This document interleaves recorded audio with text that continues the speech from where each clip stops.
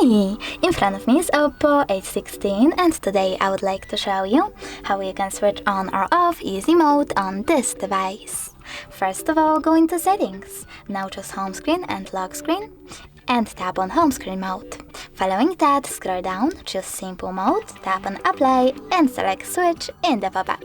Now wait. And as you can see, easy mode is now on.